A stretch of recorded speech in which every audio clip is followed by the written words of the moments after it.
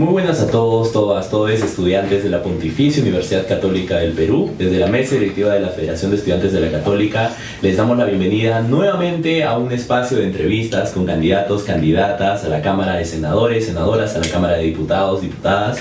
En esta oportunidad nos acompañan candidatos del partido País para Todos, nos acompaña el candidato a la Cámara de Diputados Martín Soto con el número 10, diputado por Lima, y nos acompaña también la candidata Susana Castañeda con el número 3 para senadora nacional. En esta oportunidad me presento, mi nombre es Rafael, soy presidente de la mesa directiva de la Federación y nos estará acompañando en la entrevista Alejandro Palomo, quien es parte de la mesa directiva y ocupa el cargo de Derechos Universitarios. Muy bien, Martín, Susana, les agradecemos que hayan aceptado esta invitación de la Federación para poder hacer esta entrevista de candidatos y candidatas. Les contamos un poco la dinámica para que estén al tanto. En esta oportunidad vamos a hacerles preguntas sobre diferentes temáticas para poder conocerles un poco mejor, conocer sus opiniones relacionadas a temas del movimiento estudiantil, y asimismo vamos a tocar distintos ejes donde van a poder explayarse con propuestas, con posturas personales y dar a conocer al estudiantado su propuesta política, ¿no?, en esta oportunidad. Así que bueno, para empezar nos gustaría conocerles un poco. Vamos a tener también una pregunta específica sobre su trayectoria, pero quizás una breve y somera presentación. No sé si podríamos empezar quizás con Susana y luego vamos con Martín. Perfecto. Ya, bien, buenas tardes. Les agradezco mucho por la oportunidad de estar acá con ustedes. Es un gusto estar en la Pontificia Universidad Católica del Perú, que es donde me alberga hace muchos años, donde enseño en la Escuela de Posgrado en Derecho, ¿no? Y en una oportunidad, como les manifesté, estaba enseñando durante aproximadamente 4 años en la Escuela de Pregrado, una experiencia maravillosa para mí, pero que por razones laborales tuve que dejar para dedicarme solo a la Escuela de Posgrado. Entonces creo que ustedes están haciendo un gran esfuerzo y están motivando a otras universidades para que hagan esto, ¿no? Porque en época de elecciones, en época en que la democracia se pone en juego en un país, es muy importante escuchar las opiniones de los candidatos, las preguntas que se formulen por parte de los alumnos o por parte de ustedes para tomar conocimiento de cuál es nuestra posición, porque siempre he dicho, voto informado es lo mejor que puede ocurrir en un país. Muchísimas gracias, Susana. Después vamos a tener otra pregunta para que pueda presentarse mucho más. Martín, quizás también unas breves palabras de presentación antes de iniciar. Primero, felicito el talante democrático de la Federación de Estudiantes de la Pontificia Universidad Católica del Perú y tu liderazgo, Rafael, el liderazgo de Alejandro y el liderazgo de Consuelo, la vicepresidenta, que me parece valioso. En estos tiempos de incertidumbre, de populismo, de polarización y de posverdad, tener un espacio para decir las cosas cara a cara, sin miedo, y responder lo que se tenga que responder, porque un representante tiene que estar dispuesto a responder las preguntas cómodas e incómodas, y no estamos acá para que nos sonrían. En algún momento también hemos estado en esa silla, hace 20 años, pero ya habrá tiempo de conversar un poco de eso. Pero primero, mis primeras palabras sean de felicitación al esfuerzo que están liderando, porque la democracia necesita de gente con ideas y de gente comprometida. Y muchas gracias por la invitación, Rafael, Alejandro, Consuelo. Gracias, Martín. Ahora le voy a ceder la palabra a Alejandro para que les pueda hacer la pregunta sobre su trayectoria personal. Bueno, primero agradecer por sus presentaciones, Susana y Martín. Y si quisiera plantearles la siguiente pregunta es, a lo largo de su carrera, de su vida, ¿qué hechos concretos consideran que reflejan un compromiso con este país, ya sea desde cargos públicos, desde también como ciudadanos o desde la sociedad civil, y también en esas experiencias que han tenido, qué decisiones han tomado que hoy defenderían y cuáles capaz se arrepentirían o replantearían? Quizás, Susana. Sí. A ver, creo que para mí haber empezado a impartir justicia desde la barrera más pequeña ha sido una gran experiencia, porque durante 3 años me he desempeñado como juez de paz no letrado, es decir, aquel juez que sin necesidad de haber estudiado derecho, ¿no?, decide servir a la colectividad a través de una decisión que es según su leal saber y entender, y que son sobre todo jueces de conciliación y que nos acerca a la población. Yo creo que ha sido una gran experiencia para mí. Después, el tema de mi trabajo, que lo he desarrollado en una provincia como es Chiclayo, siendo fiscal, pero que me permitió también conocer una idiosincrasia diferente respecto del Callao, a donde vine, cuando se crea una Fiscalía Especial de Defensoría del Pueblo y Derechos Humanos, que en una época en que el terrorismo estaba vigente en nuestro país, y entonces se sentía un miedo y un terror tan grande como el que ahora lo estamos experimentando, ya no por una organización o dos organizaciones subversivas, sino por un accionar de las bandas criminales, de las organizaciones criminales.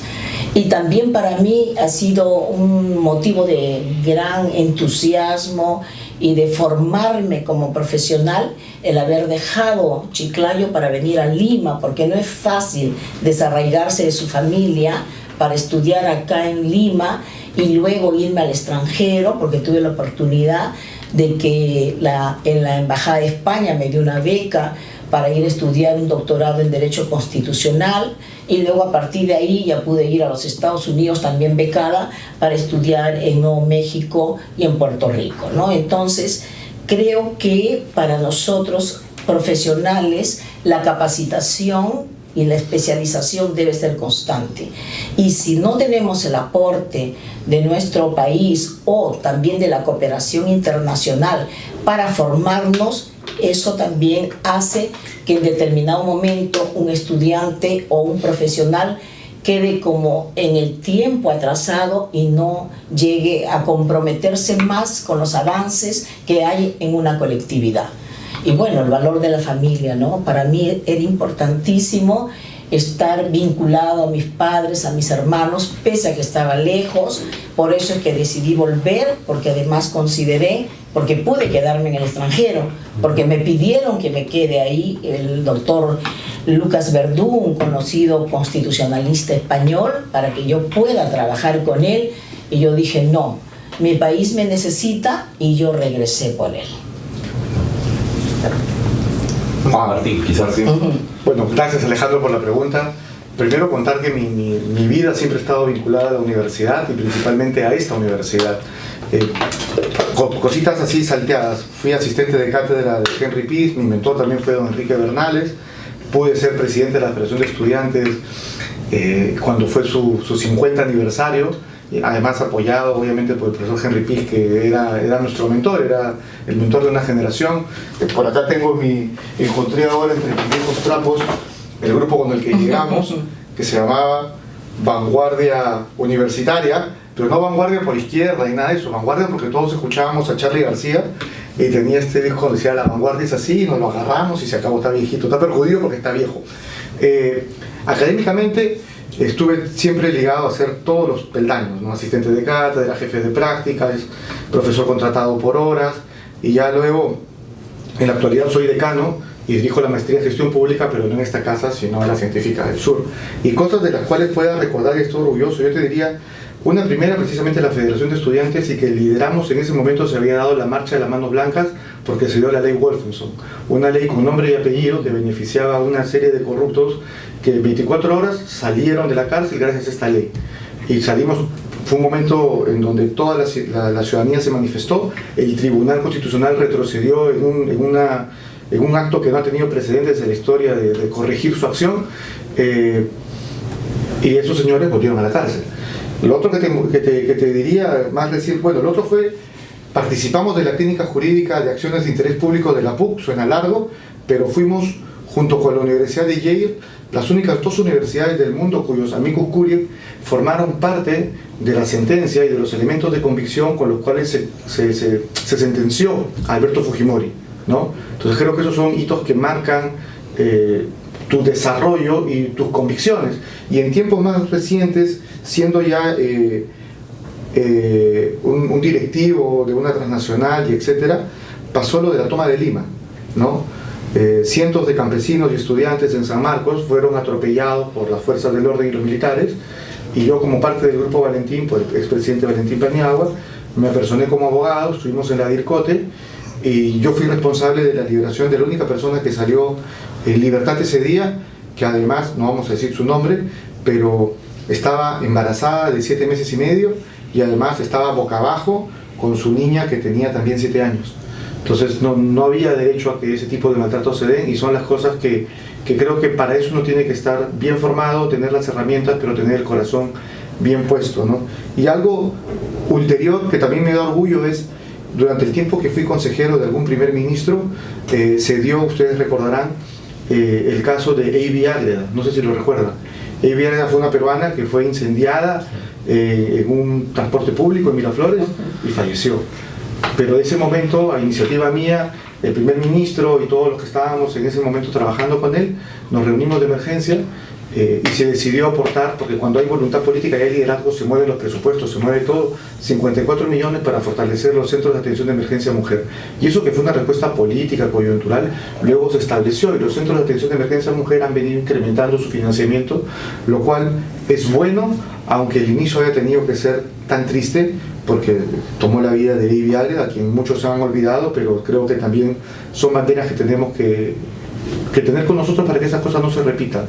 Y desde el punto de vista educativo, pues sí, estoy orgulloso de haber podido estudiar becado en la Universidad de Génova y estudiar, obviamente, también becado en la London School of Economics, que nos guste o no, creo que son el tipo de oportunidades que hay que defender para las grandes mayorías y que hoy están en tela de juicio y se vienen perdiendo. Por allí, Alejandro, ojalá haya respondido a la pregunta. Sí, bueno, muchas gracias por su respuesta. Vamos a pasar ahora, a más hablar sobre el compromiso con la democracia y la institucionalidad del país. Y sí que, quería preguntarle también para ambos, ¿cuáles son sus posturas frente a la actual concentración de poder que hay en este Congreso, ¿no? ¿Y qué reformas concretas ustedes impulsarían para tratar de revertir la cooptación de instituciones claves, también acuerdos orientados a intereses particulares de este pacto mafioso que hay en el Congreso, y evitar también que el Congreso vuelva a ser percibido como un espacio de blindaje, un espacio de negociación ajena que no va de acuerdo al interés público, al pueblo, ¿no? Creo que deberías contestar tú primero, porque como vas para la Cámara de Diputados y nosotros los senadores, por ahí va más o menos el tema, ¿no? Muy bien, la doctora Susana Castañeda, que además es una de las juezas anticorrupción más importantes de este país, y todas sus sentencias, que eso no lo hacen los jueces, están publicadas en su página web y son materia de discusión de todos los estudiantes de leyes. A la pregunta concreta, mira, yo creo que hay tres tipos de reformas que se tienen que hacer, no es solamente una. Es la reforma política, pero que incluye tres reformas: la reforma del sistema electoral, la reforma del sistema de partidos y la reforma política propiamente dicho, donde está el sistema de pesos, de contrapesos, etc. ¿Por qué? Porque hoy por hoy la oferta política que tenemos al frente es producto de un elenco de reglas que no están solamente en el sistema político, sino que vienen del sistema de partidos y la manera en que los votos se traducen en curules. Cosas concretas, entiendo que la pregunta va más bien por el lado de la política, ¿no? Cómo se va a gestionar la alta política. Yo te diría, porque justo venía a discutir un poco eso en otra conversación, tiene que haber un mecanismo para renovar al menos la Cámara de Diputados por tercios o mitades. Yo creo que además la elección de los senadores debería darse en segunda vuelta. ¿Por qué? Porque tienes que darle cierta estabilidad, al menos en la Cámara Alta, donde se van a hacer las altas designaciones y se van a dar las aprobaciones de las leyes, para que quien gobierne tenga con qué. Y eso, creo que en la primera elección, en la primera vuelta, tú puedes tener participación y todo lo demás, pero en la segunda vuelta debes de tener más gobernabilidad. Lo otro que te diría es, creo que tenemos que terminar o revisar bien todo el tema de la aprobación de leyes por insistencia. Se han aprobado más de 200 leyes en los últimos años por insistencia. ¿Esto qué quiere decir?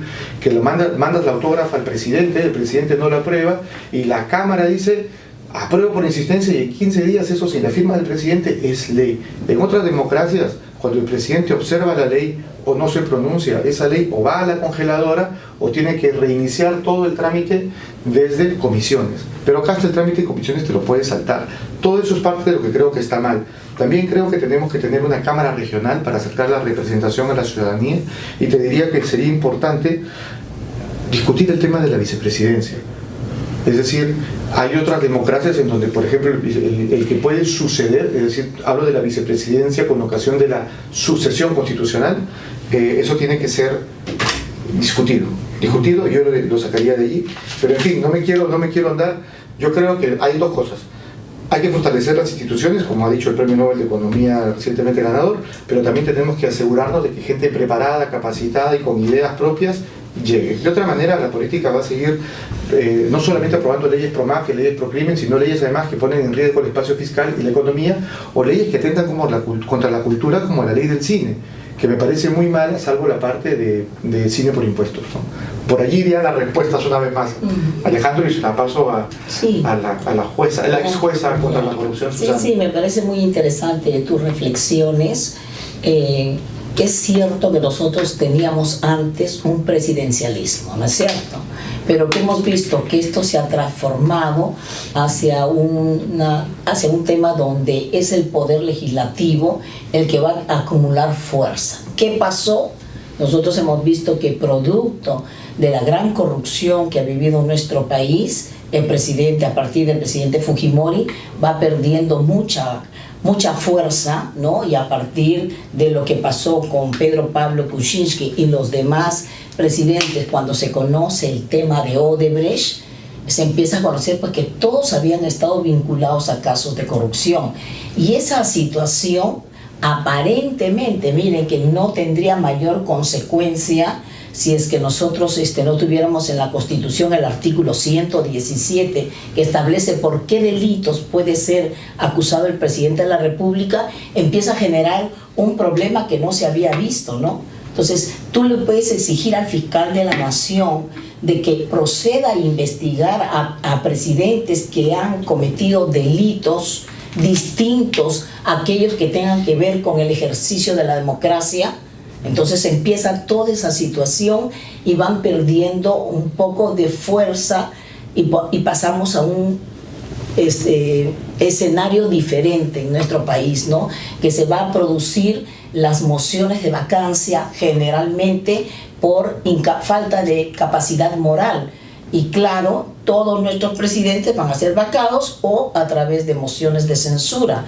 Y ahora también nos encontramos, ¿no?, con el tema de que incluso los que están postulando se preguntan, ¿no? Nosotros vamos a ser presidentes y nos va a pasar lo mismo que el Senado, ¿no?, va a poder luego decretar una vacancia con los diputados sobre lo que está pasando solamente por una situación de una incapacidad moral. Pero claro, toda esa incapacidad moral se ha visto promovida por actos de corrupción. Y entonces nosotros nos sentimos también de que para que pueda en estos momentos cambiarse la situación que vive el país producto de este pacto mafioso, que lo hay, porque muchas de las fuerzas populares se han aliado, ¿no? Cuando necesitan un presidente, lo mantienen. Cuando no lo quiero, lo saco. ¿A través de qué? De una moción de censura o de una vacancia, ¿no? Entonces, cuando se produce una situación de inestabilidad en el país de ese tipo, entonces lo que va a pasar ahora se pregunta, ¿no? ¿Y qué sucederá en el futuro? ¿Qué vamos a hacer? Entonces yo creo que lo que tiene que hacer la población es tener un voto consciente, un voto informado y votar por gente que haya demostrado integridad en el ejercicio de la función. Creo que el 10 que representa Martín y el 3 que soy Susana Castañeda, profesores ambos de esta prestigiosa universidad, donde durante nuestra trayectoria no hemos demostrado actos de corrupción, junto a otras personas que pueden ser de otros partidos, porque al final tiene que haber ese compromiso de asumir un diálogo constante con otras fuerzas, pero con una sola finalidad, de sacar adelante al país y no volver a estar en la inestabilidad política que estamos viviendo ahora. Muchas gracias por sus respuestas. Ahora, bueno, le voy a hacer la palabra a mi compañero Rafael, que va a hacer la segunda pregunta. Sí, Susana, justo mencionabas algo importante que creo que era la cuestión de la vacancia por incapacidad moral, y creo que eso nos permite hablar de la Constitución del 93, ¿no? Creo que, y justo queremos hacerles esta pregunta dentro del tema de institucionalidad y democracia, que es algo también que se ha escuchado poco, o quizás no sé si yo lo escuché poco o les escucho poco del candidato Carlos Álvarez respecto a la convocatoria de una asamblea constituyente, ¿no? Queríamos saber también cuál es la postura personal que tiene Martín, que tiene usted, Susana, sobre el tema de la asamblea constituyente, ¿no? No tanto en una cuestión de estar a favor o estar en contra, que sí nos gustaría que desarrollen eso en su respuesta, sino también respecto a la posibilidad de consultarle a la población a través de un referéndum si es que desea una nueva constitución, ¿no? Creo que desde la federación hemos visto que es una consigna que grupos que se movilizan constantemente la abrazan, y creo que parte de la representación que justo mencionabas, Martín, creo que es consultar a las bases, al pueblo, si es que desea una nueva constitución, ¿no? Entonces, quizás nos pueden dar sus apuntes ahí sobre también qué creen de la Constitución del 93, ¿no? Que surge un régimen dictatorial, autoritario, como el de Alberto Fujimori. ¿Cuál es su opinión sobre la Constitución y su posible asamblea y una posible asamblea constituyente? A ver, cuando nosotros estábamos viendo con Martín el plan de gobierno, lo primero que nos preguntamos es, ¿vamos a hacer una propuesta de una reforma total o de una reforma parcial de la Constitución? Y la idea que llegamos es, en estos momentos de grave violencia que vive el país, de corrupción sistémica, quizás lo más apropiado es que nosotros veamos qué fuerzas van a ingresar, porque no sabemos qué va a pasar con estas elecciones y qué pasa si llegan los de siempre. Porque lamentablemente estamos viendo en las encuestas que en los 2 primeros lugares están personas que están ahora en el gobierno y que podríamos decir que también son producto del pacto mafioso. Y entonces, si esa nueva representación va a ser la misma, ¿conviene una nueva constitución? Nosotros tendríamos que tener mucho cuidado, ¿no?, de ver cómo va a ser ese reparto de curules para ver si es o no conveniente en determinado momento pedir una reforma de la Constitución, más aún si se han producido una gran cantidad de reformas, ¿no? A lo largo de todo este tiempo, la Constitución ya no podríamos decir que es la misma, porque ha sido constantemente reformada, pero hay que tener también un concepto de oportunidad política. Entonces, si la misma gente va a llegar y lo que lleguemos poco, porque estoy segura que nosotros vamos a llegar, porque tenemos esa convicción y lo venimos trabajando con mucha fuerza, porque lo queremos para el bien del país, tendremos que evaluar. Si vemos que muchísima gente no va a representar los intereses de la nación, ¿para qué brindar una nueva constitución que de repente va a ser el producto que ellos quieran? Entonces, miren, es cierto, se han dado muchas reformas constitucionales, necesitamos cambiar las cosas, pero también necesitamos tener un momento para pensar si hay un criterio de oportunidad que favorezca o no para el cambio que se necesita. No podemos adelantarnos, tenemos que ver qué va a pasar después del 12 de abril, qué va a pasar después de una segunda vuelta, y de ahí nosotros tomaremos decisiones. Por eso fuimos muy claros en no poner reforma constitucional. Es más, si ustedes ven el proyecto de la congresista Alba sobre el sistema de justicia, que es un gran rubro, hace una reforma de más de 40 artículos de la Constitución. Entonces uno dice, oye, entonces ¿ante qué estamos? ¿Estamos ante un sistema de impartición de justicia que va a ser sólido, estable, o vamos a estar ante algo que es un parche? Claro. Entonces eso no conviene para el país. Sí, de acuerdo. Yo arrancaría diciendo, vivimos un momento en donde el conservadurismo radical y los antiderechos están ganando todas las batallas, todas las veces, todo el tiempo. Ganan los municipios, ganan los gobiernos subnacionales en regiones, y la narrativa que ellos están estableciendo viene ganando. Entonces tenemos que tener inteligentemente un sentido de oportunidad de... A ver, un paso atrás. Valentín Paniagua, presidente de la Transición Democrática, el que dio la Comisión de la Verdad, y bueno, luego le pondrían el apellido de reconciliación, él, además lo ha puesto por escrito, está en su obra. En alguna conversación yo le preguntaba, ¿no? ¿Por qué no hemos retirado la firma? ¿Por qué no firmó en la Constitución del 93? O sea, no, eso no tiene sentido. ¿Por qué no hacemos una nueva Constitución? Y me mandó a leer para desasnarme. Entonces, él hablaba de el momento constituyente, el proceso constituyente, la asamblea constituyente y el documento de nueva Constitución propiamente dicho. Y la razón que él daba para que todavía no, es porque no hay momento constituyente.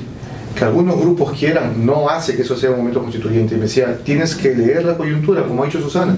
En este momento, si nosotros vamos a hacer una asamblea, convengamos que es importante tener un nuevo entendimiento, porque el país que fuimos no es el país que somos ni el que queremos llegar a ser, de acuerdo, y requerimos un acuerdo más robusto, más grande, que tenga espacio para todos y para todas. Muy bien, pero el grave peligro de esta hora es que al querer hacer eso, con muchas buenas intenciones, los que están ganando, los que están punteando las encuestas, los que no son liberales, no son humanistas, no son progresistas, son conservadores que cumplen la ley cuando les conviene y cuando no, y son antiderechos. Es decir, yo estaba hace unas semanas con la gente de la comunidad homosexual de Lima y decía, antes podíamos estar en los parques, podíamos estar en las plazas, nos permitían bailar, nos permitían hacer eventos, ahora ni siquiera la marcha tiene derecho a transitar. Yo cierro con esta idea. Yo creo que más importante que hablar hoy de una nueva constitución es entender que hay espacios como de tipo pacto nacional que están en el punto 5 del plan de gobierno, como bien ha dicho Susana Castañeda Otsu, y esto necesitamos un acuerdo nacional. Mira, el acuerdo nacional de los 2000 es donde se puso, por ejemplo, la meta de crecer 6% en educación a través de gobierno a gobierno. Claro. Hoy día eso necesita innovación, necesita incluir tecnología, necesita mirar más allá, porque somos un país que hace 20 años tenía un bono demográfico mayor y que ahora se está jugando con los ni. Los que no estudian, los que no trabajan y los que no quieren ni estudiar ni trabajar y no están buscando nada. Pero todo eso luego se va a convertir en una carga para atender en la sociedad. Personas en indigencia, en fin, a donde quiero llegar es, necesitamos un nuevo entendimiento, porque quienes están hoy en lo que fue el acuerdo nacional no son los jóvenes, son iglesias evangélicas que ya no representan a nadie, que han perdido creyentes, gente de su culto, son partidos que ya no existen, son sindicatos que están sobreviviendo con oxígeno, pero tenemos movimientos de jóvenes, movimiento homosexual, movimiento de chicos, movimiento estudiantil que tiene nuevos sindicatos, nuevas configuraciones de gente que no llega a ser un sindicato porque está en el Estado y no les permiten hacer sindicatos, pero que tienen una voz. Entonces, esta nueva configuración es la que a mí me interesa que escuchemos para modernizar la toma de decisión. Cierro con esto. El Código Civil del 85, la Constitución del 93, el Acuerdo Nacional del año 2000 o 2001, son tres cuerpos relevantes de la vida cívica del país que envejecieron mal. En el Código del 85, amigos y amigas, se decía que los hijos fuera del matrimonio son bastardos. Así constaba en la partida de nacimiento hasta que se corrigió. La Constitución del 93 no incluye a los afroperuanos, a los quechohablantes, a los homosexuales, no incluye un montón de gente que es el gran Perú de hoy y que tiene algo que decirnos. Y el Acuerdo Nacional tiene empresas que ya no existen, partidos que terminaron mal, en fin. Necesitamos refrescar la representación y desde allí las ideas y la visión de país. El tipo de país que queremos ser en los siguientes 50 años, tenemos que ponerlo en un acuerdo nacional que no es una nueva constitución, sino es el paso previo a ello.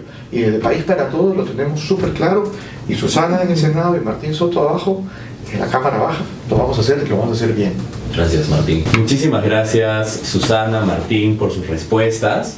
Ahora vamos a pasar a un segundo segmento en el cual vamos a hacer preguntas sobre derechos humanos, justicia y memoria, ¿no? Un tema sumamente importante para la Federación de Estudiantes de la Católica, ¿no? Justo mencionabas, Martín, Susana, creo que su trayectoria como dos personas graduadas del derecho, personas que han investigado muchísimo y sobre todo hablabas de humanismo, ¿no, Martín? Sobre temas de estar con la situación conservadora cada vez más latente y claro, la pregunta que queríamos hacer ahora era relacionada también a una propuesta que tiene su candidato, que es la pena de muerte, ¿no? No termina de ser un tanto coherente. Vamos a relacionarlo con una pregunta que tenemos de Corte Interamericana de Derechos Humanos, porque para poder aplicar la pena de muerte, si nos ponemos un poco más legalistas, habría que denunciar el Pacto de San José, habría que retirarnos del sistema de control supranacional que tenemos del sistema interamericano. Entonces, ¿cómo, tanto a nivel candidaturas individuales, cómo se relaciona ese compromiso con el humanismo, con ideas no tan conservadoras, con algo que puede relacionarse más con un populismo punitivo, ¿no? Entonces, ¿desde el partido proponen un retiro del sistema interamericano de derechos humanos o cómo aplicarían la propuesta bandera de la pena de muerte que menciona Carlos Álvarez? A ver, empieza tú como jefe del plan de gobierno. Bueno, como jefe del plan de gobierno, lo primero que te digo es, eso no lo vas a encontrar en el plan de gobierno, no lo conversábamos con Rosa María Palacios, en fin, porque claramente es una propuesta que no puede estar en un plan de gobierno, ni en este ni en ninguno de los otros partidos que sí lo han colocado. No sé si lo han revisado, hay como 3 o 4 partidos que sí lo han puesto y el jurado debería pronunciarse. ¿Por qué? Porque un plan de gobierno está amarrado por 3 cosas: la Constitución, el Acuerdo Nacional y la Política de Desarrollo del Plan a 2050. En ninguna de estas cosas se permite la pena de muerte, como no se permite otras medidas vulneratorias de derechos, en fin. Ahora, ¿qué es lo que tenemos acá? Tenemos una plataforma política, es decir, la primera labor de un político, también lo decíamos al inicio de la conversación, tiene que ver con escuchar. Yo vengo recorriendo calles y plazas, les contaba que hace 2 días estuvimos en el Callao con transportistas, ellos no están preocupados por el gas, o el precio de la gasolina, o el precio de los pasajes, ellos lo que quieren es que no los maten y llegar sanos y salvos. Entonces, primero hay que hacerse cargo, tenemos que escuchar. Eso no quiere decir necesariamente llegar al populismo, lo que quiere decir es, hay una buena conversación, y hasta ahí llego yo, hay una buena conversación que vale la pena tener. Y esa conversación gatilla otro tipo de cosas, gatilla la reforma política, gatilla la reforma de la seguridad, gatilla la reforma del sistema de justicia, gatilla la reforma del sistema penitenciario. Entonces, no es la bala de plata. Sabemos perfectamente bien que una sola medida, sea esta o sea cualquier otra, no va a resolver por sí sola mágicamente todos los problemas de una sociedad. Pero sí es verdad que lo que está detrás de esta medida es que queremos que sean los criminales, los extorsionadores, los malditos los que tengan miedo y no la gente. Ahora, hay países en Asia, hay países, incluso en Reino Unido, están discutiendo denunciar la Corte Europea de Derechos y salirse también del Sistema Europeo de Derechos Humanos. Entonces lo que te quiero decir es, no es una propuesta tan desarraigada ni loca, más allá de la opinión personal que cada uno pueda tener. Mi trayectoria personal está muy ligada al liberalismo político y al humanismo. Yo creo que en el centro de toda la preocupación pública tiene que estar el ciudadano, pero también entiendo perfectamente bien que corren tiempos extraordinarios que nos pueden permitir, por ejemplo, tener temporalmente, como lo ha dicho Carlos, un control de los militares en los establecimientos penitenciarios. ¿Por qué? Porque el sistema penitenciario ha sido penetrado por las mafias. Tenemos que tener algún control porque estamos corriendo una historia que no es la normal. Mira, yo te pongo otro ejemplo sobre el tema del derecho internacional. Tenemos ahora todo lo que fue la Convención de Caracas, el Tratado de Caracas del 52, que tenía que ver con defender a la gente por sus ideas políticas, ¿no? Yo lo sacaba porque estaba leyendo también a Sofocleto, el manual de perfecto deportado, que se lo recomiendo mucho. Y claro, antes tú tenías unas ideas y amanecías sin ropa y con la pijama puesta en otro país. Muy bien, era por tus ideas, pero de un tiempo a esta parte, ese conjunto de reglas y de derechos se utilizan para darle cobertura a personas que están perseguidas legítimamente por los sistemas jurisdiccionales de los países. Entonces, este tipo de cosas tenemos que revisarlas, creo yo. Lo de la pena de muerte es para mí un entender a la ciudadanía que está clamando por medidas radicales, medidas drásticas. 2, como lo ha dicho también el candidato presidencial, tiene que ver con un elenco de pasos que se tienen que dar en el tiempo, no es la bala de plata. Y en mi mirada lo que tenemos que hacer es más bien entender los diferentes tipos de fenómeno criminal y neutralizarlos, pacificarlos. Es decir, las finanzas del crimen es la piedra medular, la piedra angular de todo lo que tiene que ver con extorsión. Los extorsionadores, como los que extorsionaron a Agua Marina, le dan servicios a través de una docena de empresas.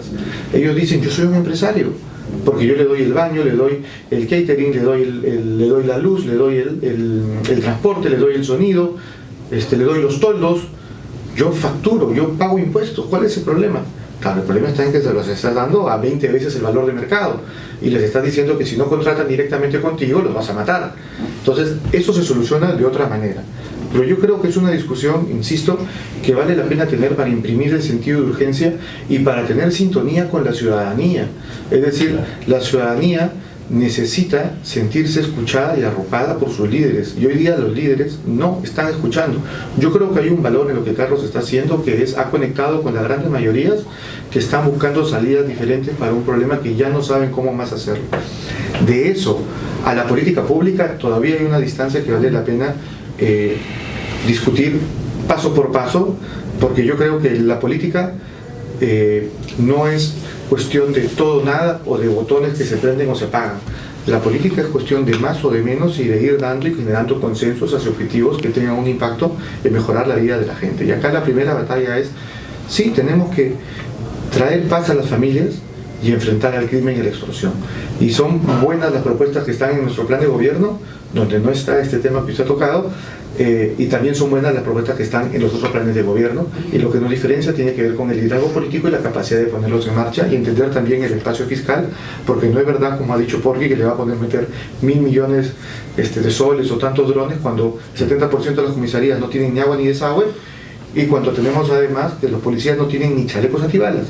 Entonces vamos a tener que resolver un problema a la vez. Pero creo que sí se puede, nosotros tenemos el mejor plan en la parte de seguridad ciudadana, léanlo, se lo recomiendo.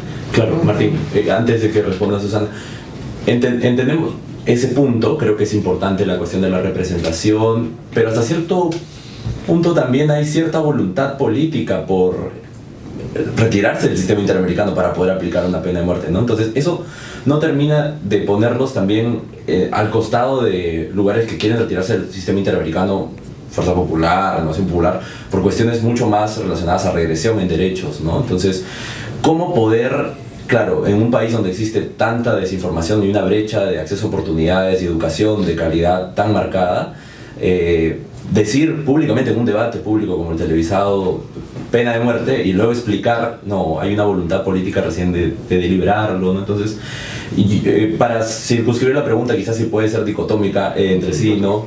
Sé que es difícil estos temas responderlos entre sí, Sí, ¿no? claro, los temas políticos rara vez se Sin duda. sí o no. ¿Hay una voluntad política de País para Todos de retirarse del sistema interamericano? ¿O No, insisto, el plan de gobierno, como lo he discutido en infinidad de entrevistas, no contiene ese tipo de medidas. No contiene medidas, usted no va a encontrar, podemos abrir, no tengo mi mochila acá, pero el plan de gobierno no tiene medidas antiderechos, ni regresivas, ni que nos lleven a la caverna, ni en ese ámbito, ni en el ámbito de las libertades civiles, de las libertades sexuales o de las libertades religiosas. Y eso creo que hay que dejarlo bien claro porque, uno, hay vida después de esto, ¿no? La vida no se termina acá, no hay que tirarse el barranco con cosas que no se pueden hacer, pero sí es claro que tenemos que tener las ganas y la fortaleza de enfrentar a la mafia, a la extorsión y al crimen organizado.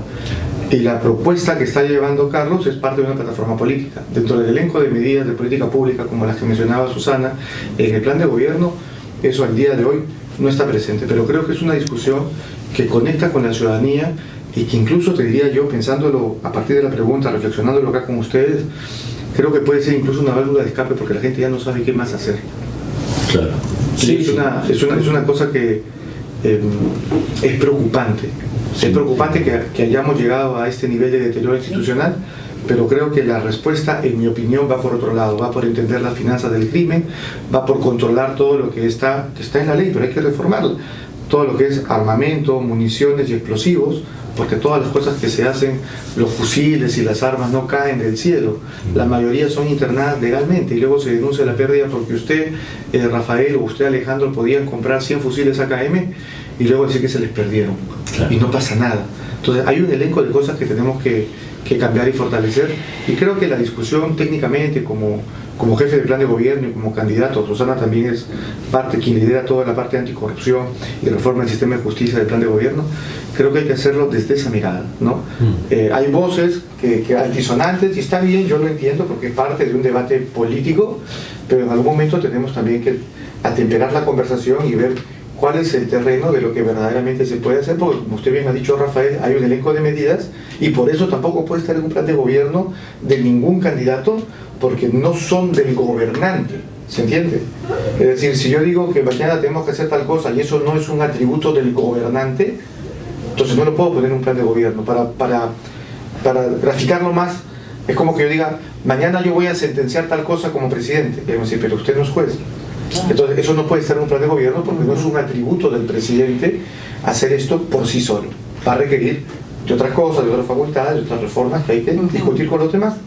Entonces, sí, a ver, en este tema, tener en consideración que lo que ha dicho Carlos Álvarez como líder del partido es de que la pena de muerte sería para los casos de delitos graves en flagrancia delictiva, ¿no? O sea, ese es el punto que está colocando. No es que sea la pena de muerte para cualquier supuesto, sino para aquellos supuestos de flagrancia. Y tendríamos que entender de una flagrancia estricta, aquella que se ve, que se produce en el momento, que no requiere de mayor actividad probatoria. Ha dicho también que él va a denunciar el Pacto de Costa Rica, de San José de Costa Rica, porque sabe que esa es una atribución que está en la Constitución. Pero luego tiene que seguir todo un procedimiento y él es consciente de que va a haber un procedimiento y que de repente puede ser de que no tenga un resultado positivo, o que también puede ser que se llegue a un referéndum y que sea la población, como ya se hizo en otra oportunidad, la que tenga que decir si va o no va con la pena de muerte. pero este es un tema político, así como la primera pregunta que hicieron, si es necesario o no la reforma de la Constitución, una nueva asamblea constituyente, la respuesta va por el mismo sentido, porque no solamente es una denuncia de un tratado, sino también hay una reforma de un artículo 205 de la Constitución política que establece que, agotada la vía interna, que se considera lesionado en los derechos que su Constitución garantiza, puede recurrir a los organismos establecidos en los tratados de derechos humanos de los que Perú es parte. Por lo tanto, yo creo que este es un mensaje que ha conectado con la población, como lo ha dicho Martín, porque la población ya no sabe qué hacer. Se dictan estados de emergencia en Patás, en Lima, en el Callao, y no tienen ningún resultado. Se dicta, si se dictara el toque de queda va a ser lo mismo, porque todos los días van a continuar las muertes. Entonces la población, ¿a qué se aferra? Se aferra a una esperanza de obtener algo que no solamente ocurre en Perú. Yo cuando estuve en España y a una chica la violaron y la mataron, toda la población salía y gritaba pena de muerte. O sea, es como una reacción ante un tema de violencia, y lamentablemente en nuestro país estamos viviendo un tema de violencia que creo que solamente yo lo podría comparar con lo que ya viví en la época del terrorismo. Por lo tanto, no está en el plan de gobierno, el candidato lo está proponiendo para temas de flagrancia estricta y de delitos más graves. Hay una denuncia que hacer respecto al artículo 58 de la Constitución, hay que reformar el 205, hay que seguir todo un procedimiento y sobre todo la oportunidad política, les decía, hay que ver qué va a pasar, quiénes van a llegar. Claro. ¿Me entienden? Ese es el tema. Gracias Susana, gracias Martín por la respuesta. Ahora le voy a ceder el pase a Alejandro para que les pueda hacer una pregunta también relacionada a temas de memoria y derechos humanos. Claro, gracias Rafael. Bueno, nosotros como Federación de Estudiantes de la Católica, también como estudiantes movilizados, no hemos sido ajenos en el tiempo que venimos estudiando a las protestas a nivel nacional. Siempre hemos asistido, hemos apoyado y bueno, en este apoyo que hemos tenido también hemos sido estigmatizados, criminalizados y violentados, ¿no? Y no pasa solamente con nosotros, hemos podido ver en las movilizaciones del sur cómo han sido asesinadas más de 50 personas. Recientemente con el compañero Truco también fue asesinado por un agente del grupo Terna, y bueno, se puede ver bastante esta violencia de Estado, esta violencia de las fuerzas del orden, de represión, que incluso ha llegado a cobrar vidas, ¿no? Entonces, en ese contexto tan crítico, quisiera preguntarles qué opiniones les merecen las movilizaciones que han tenido lugar en estos últimos años, las recientes y por ejemplo en 2022-2023, y la respuesta brindada por el Estado, y también de ustedes llegar a la Cámara de Senadores y Diputados en caso se dé. También si es que tienen alguna propuesta concreta para que se garantice la verdad y la justicia y la reparación también hacia las familias de estas personas que han sido asesinadas por fuerzas del orden, ¿no? En contextos de legítima protesta, ¿no? Sí, el derecho a la verdad es un derecho que ha ingresado a nuestro ordenamiento jurídico vía jurisprudencia, ¿no? A través de lo que dijo el Tribunal Constitucional en un caso ya muy antiguo, basado en la jurisprudencia de la Corte Interamericana de Derechos Humanos. Por lo tanto, en ese sentido, también tenemos que tener en consideración que el Tribunal Constitucional, a raíz de los problemas que se han suscitado por las marchas, establece que hay un derecho a la protesta, ¿no? Y entonces, ese derecho a la protesta, nosotros, como ciudadanos, tenemos esa facultad de ejercerlo porque es un derecho que se nos ha otorgado. Y en ese sentido tiene que haber proporcionalidad en la respuesta en que brinda el Estado. Es como un tema de un enfrentamiento que se puede producir entre la población civil que busca hacer un reclamo que considera legítimo y la respuesta que da el Estado a través de sus agentes. Entonces no puede haber una respuesta que sea desproporcionada, sino que tiene que ser sometida a un test de proporcionalidad como ya se ha establecido. Entonces yo creo de que sí debe existir una comisión, como la que se viene investigando, pero una comisión seria de lo que ha pasado, ¿no? Porque alguien tiene que ser responsable de las muertes.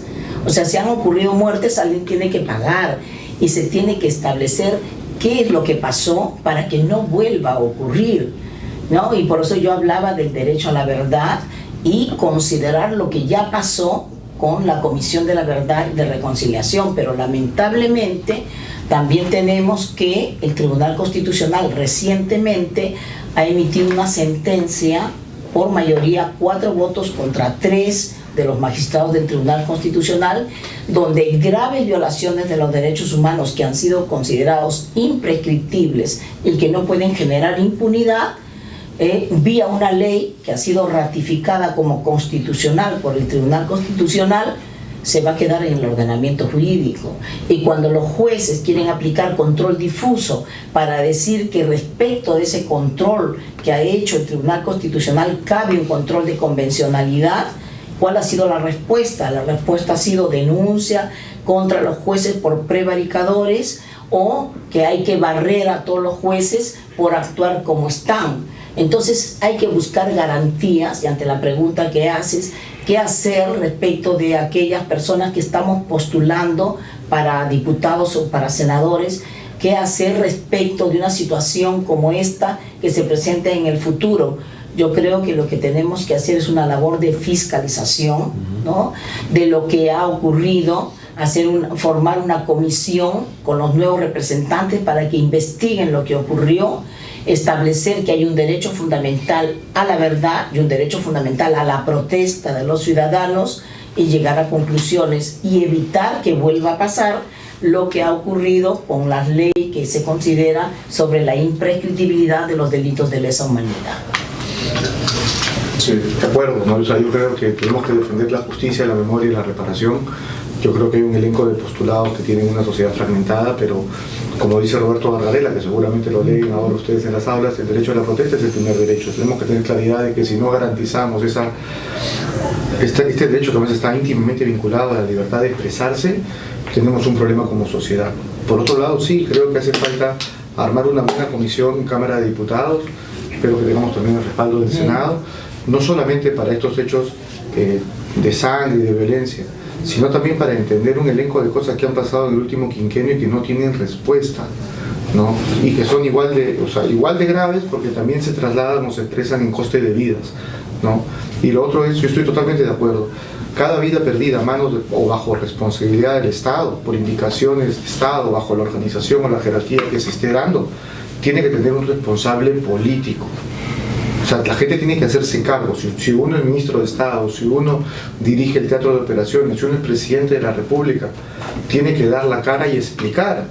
No te estoy diciendo que lo metan preso al presidente de la República cuando ocurren estos hechos, te estoy diciendo que tiene que colaborar y ponerse del lado de la ciudadanía, y no como ha pasado ahora. Y lo otro es esta gramática en donde también estamos perdiendo la batalla, que tiene que ver con el terruqueo. Ojo, pero también hay que distinguir, no cualquier cosa es terruqueo. Me explico. Si tienes un candidato presidencial que haya sido o no haya sido rector, que ya cuando estaba grandecito, en un medio que estaba vinculado a los grupos terroristas, no puede explicar, en mi opinión, satisfactoriamente por qué estaba haciendo loas a Polay, eso no es terruqueo. Eso me parece que es legítimamente pedirle al candidato de la nación que explique bien por qué estaba, primero, en ese medio de comunicación, que no era cualquier medio, y segundo, por qué estaba actuando de esa manera. Y no me parece un chiste ni nada de eso, me parece una cosa bien seria, y lo tiene que explicar y explicar bien, y las veces que hagan falta. Pero eso es diferente a que cuando 200 campesinos se meten a la Universidad Nacional Mayor de San Marcos, bajo diferentes historias, mi defendida en esa vez, ella vino porque tenía que arreglar un tema de tenencia de su hija. Ella venía de Tambo, en Ayacucho, y se subió al bus porque el bus era gratis, y vino para arreglar otra cosa, y terminó allí, terruqueada, con un proceso que duró 2 años. No ha habido de ese proceso, de los 200 detenidos, de los 200 sindicados como presuntos terroristas, ni uno solo ha sido hallado culpable o responsable bajo delito de terrorismo. Y del truco podríamos hablar mucho. Yo he colaborado con el estudio que está defendiendo la causa, porque creo que eso también permite conocer quién es quién. El mejor predictor, esto te lo dicen en las clases de Behavioral Public Policy, el mejor predictor de la conducta futura es la conducta pasada. Y a todos los que nos escuchan, espero que juzguen los atributos de Susana y los atributos de Martín Soto a partir de todo lo que hemos hecho en nuestra vida anterior a este momento, y no por dichos de terceros o por afirmaciones de extraños o de un partido en donde además somos invitados, y eso también creo que es importante decirlo, porque en el ánimo, que yo lo entiendo, de pensar que todos son malos, yo creo que se confunden cosas. Y hoy día creo que es importante que los jóvenes como ustedes, que por ejemplo podrían estar haciendo una maravillosa carrera sin haber dado un paso a representar en la federación, y por estar aquí no siempre le van a llover rosas, y si siguen este camino van a llover rosas, es verdad, pero también van a llover críticas, y tienen que estar preparados para ello.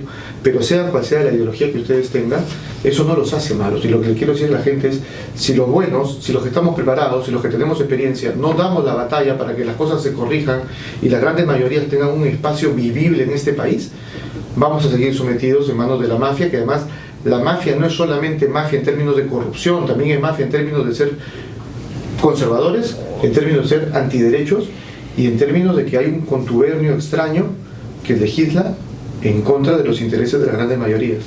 Pero entonces vamos a estar siempre con los estudiantes. Yo, que recuerden, habrá registro, creo que a todas las marchas voy, en COVID, con pandemia, sin pandemia, y creo que eso es lo correcto. Por eso te digo, el mejor predictor de lo que alguien va a hacer en el futuro es ver todo lo que ha hecho en el pasado. Y yo, desde que hemos sido dirigentes estudiantiles y antes, mi historia es clara, estoy con los estudiantes y vamos a recuperar algo que les comento en 30 segundos finales.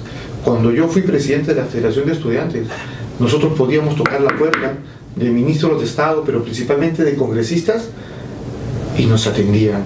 Y había una relación para poder hacer cosas en conjunto, en tiempos donde se querían aprobar TLCs a las patadas y cosas así, que no estaban, ojo, yo no digo que las cosas sean buenas o malas, lo que digo es que merecen una buena deliberación, como dice Carlos Santiago Nino.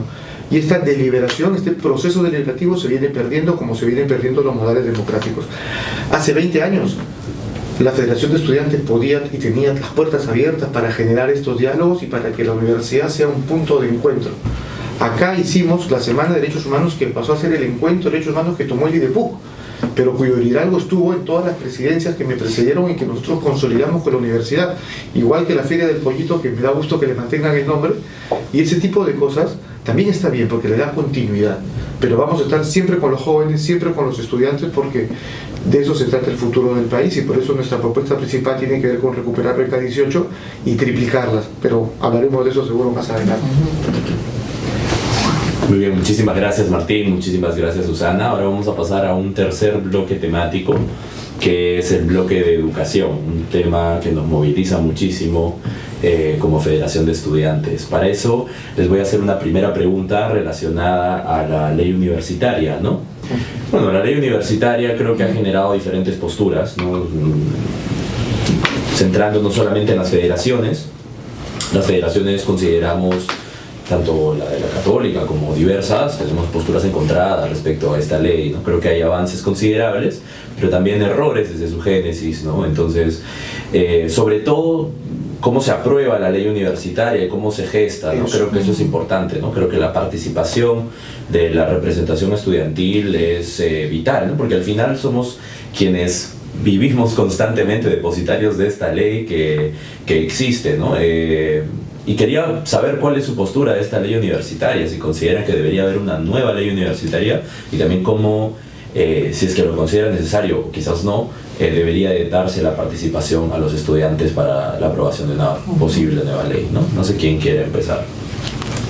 A ver, yo lo que quería decir respecto a lo que manifestó hace un momento Martín sobre el tema de la participación que ha tenido en bastantes movilizaciones. Lamentablemente nosotros los jueces, por nuestra investidura, no podemos participar en política. Es más, hay un artículo que textualmente nos dice que los fiscales y los jueces están prohibidos de participar en política, ¿ya? Y estos días me dicen que constantemente reciben comunicaciones haciéndoles recordar el artículo que no les permite participar en política. Pero yo creo que una forma también de participar es haciendo una política jurisdiccional efectiva a través de las decisiones, y que esas decisiones sean justas y que sean decisiones transparentes, que hagan justicia, que le den a las personas lo que se merecen. Solamente esa parte quería aclarar, ¿no? Es cierto que respecto de la ley universitaria, yo considero que necesariamente en todo instrumento normativo que se debe dar, se tiene que recibir la opinión de los interesados, ¿no? Y eso pasa tanto a nivel de educación como a nivel de todos los sectores. Y por ejemplo, no es posible, digo yo, que leyes que puedan afectar tanto a los ciudadanos y a los temas de sus libertades, en primer lugar, que se emitan bajo una ley ordinaria, ¿no? Cuando en todos los países todo lo que afecta a derechos humanos y derechos de las personas por el ejercicio punitivo del Estado, por ejemplo, tiene que ser bajo una ley orgánica. Entonces, para empezar, los derechos acá en Perú se aprueban por una ley ordinaria. En segundo lugar, no se toma la manifestación, la opinión de los sectores directamente involucrados.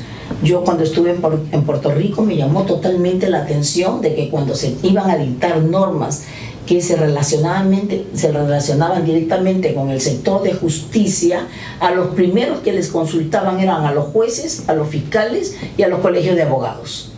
Y entonces acá, ¿cómo entender una ley universitaria donde no hay una cuota de representación de parte de los estudiantes universitarios?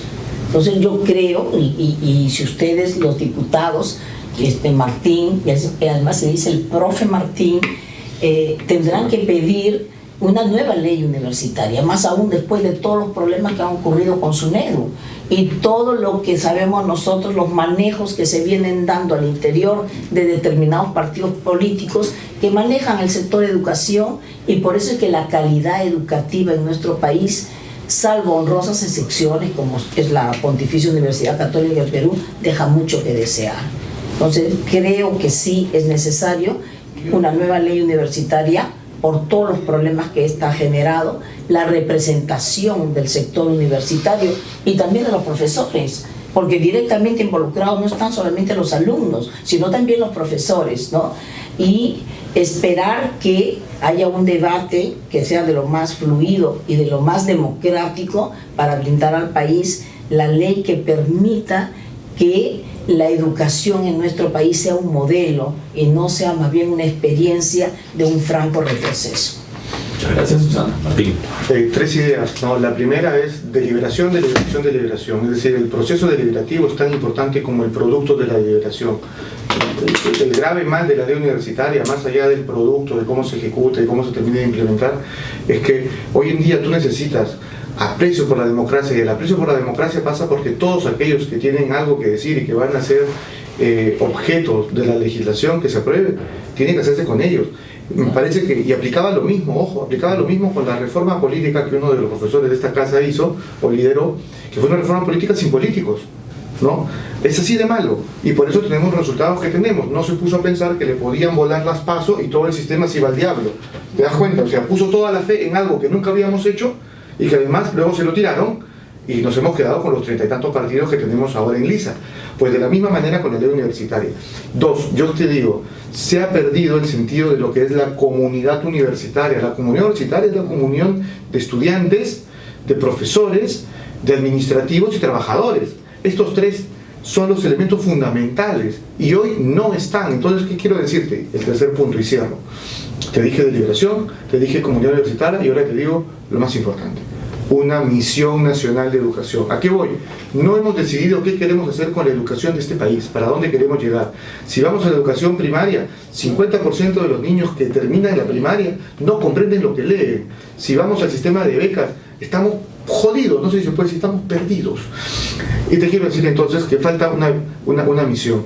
Esto es así. Cuando Kennedy asume la presidencia, él dice que vamos a poner un hombre en la luna y lo vamos a tener sano y salvo antes que acabe la década. Y cuando le preguntan cómo, a cuánto, etcétera, él no tiene respuestas. Él lo único que puede decir es que está convencido que los portentos de esta inversión serán mayores que los costos. Hoy en día, si él daba una respuesta así, lo mandan a su casa. ¿No es cierto? Ya. Pero ¿sabes qué pasó? Se creó Cabo Cañaveral, se creó la NASA, la Agencia Espacial. Hoy día hablamos de los astronautas y no hablamos de los cosmonautas, que era el término que usaban los rusos. ¿Pero a dónde voy? Cuando Kennedy se reúne con los directivos de la NASA, les pregunta, ¿qué están haciendo acá? Y ellos le dicen, estamos trabajando para poner el hombre en la luna y traerlo sano y salvo. Y cuando va saliendo se junta con el barrendero y le pregunta, ¿y usted qué está haciendo acá? Y le dice, yo estoy trabajando para poner el hombre en la luna y traerlo sano y salvo. Todos estaban convencidos de cuál era la misión que tenían Y yo creo que eso está faltando. Si no tenemos una misión que tenga que ver con acceso, que tenga que ver con calidad. Mira, así como las universidades son importantes, tenemos más de 1.300 institutos técnicos y solamente el 12% está acreditado en calidad. Tenemos que alinear eso. Y lo último, y termino con esto, no tenemos un alineamiento entre lo que es la oferta educativa, ¿no? Los más de 100.000 abogados que tiramos cada año, como ustedes, como yo, y el mercado real de empleo. Entonces hay un mismatch, porque quizás necesitan más ingenieros de suelo, más topógrafos, etcétera, y le estamos dando abogado, y quizás necesitamos más oncólogo, y le estamos dando puro Rafael Polar, Alejandro, ¿no? Entonces, también necesitamos los Consuelo, cientistas políticos, y no les estamos dando cientistas políticos de manera suficiente, mientras que este alineamiento no esté. Y nuevamente, el atributo de un diputado, sí, fiscalización, legislación inteligente, pero hay uno que yo traigo a la mesa con Susana en el Senado, que es la capacidad de liderar, de hacer una mesa más grande y de construir los entendimientos que hoy día están faltando.